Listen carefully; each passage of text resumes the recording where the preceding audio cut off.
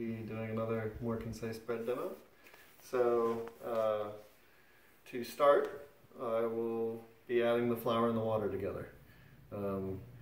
The idea is you let the water combine with the flour in the absence of the yeast and the salt, and it makes the flour hydrate, and you let it sit for half an hour before you add the yeast and the salt.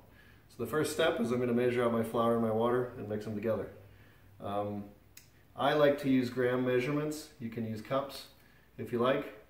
They stink in my opinion, but we have a scale and it makes it easy. So I put my bowl on my scale and I tare it, and I'm going to add 450 grams of white flour. So for some reason my scale was not tared. It is now though. Okay, 450 grams. So usually it's about 4 big scoops or a little more. I didn't get very good scoops there. So 450. I try to get it as close as I can get it. And that's roughly equivalent to 3.5 cups. And I'll write all this down at the end. So try to get it exact. 450.0. Now, I am going to add rye and whole wheat flour. You can just add whole wheat if that's easier. You can just do it all with white if that's easier. So I would say the total of the rye plus the whole wheat together is about 1/3 of a cup, but I'm going to add 25 grams of each. So start with rye, 25 grams of that. So I should be at 475 when I'm done here. Take away a little more. Okay, 475, and then another 25 of whole wheat, and I should be up to 500, even. I can never quite get it. I like to put it all in a pile so I can skip it back out. I'm at 500.0. Alright, so then I like to mix them together real quick with a wire whisk first, just to make it uniform so I don't have to do as much hand mixing.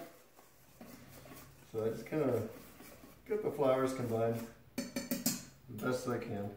Then I re-zero my scale. I'm going to add 390 grams of water. Usually I just go cold. If you're in a hurry you can go hot, but it's better to go cold because it takes longer and less, and longer means better flavors. So 390 grams of water.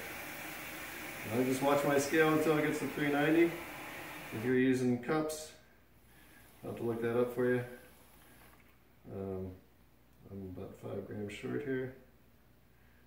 Sometimes I just shake the thing and it gets me up to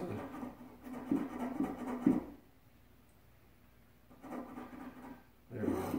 89, 390. Perfect. So now I have a water and flour mix, and I have to get my hand dirty, or floury anyway. So I usually like to wet it first. Kind of keeps the flour from sticking quite as much. And I mix it all up until it's nice and combined.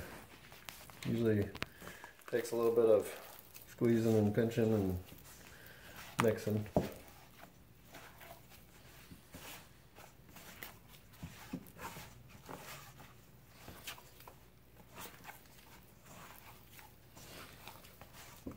So, as the husband of a chemist, Yvonne has taught me the goodness of keeping a journal as you do this. So it really is helpful because there's a lot of time to keep track of. It doesn't take a lot of time to do, but there's a lot of time you need to track, like how long you autolyze it for, when you do your folds. So I usually write in my journal like the time that I started the combining of the flour and the water. I just get as much flour off my hand as I can. Don't worry about it too much. And then wash my hands. So I'm done with the initial mix. I'm going to cover that and let it sit for 30 minutes.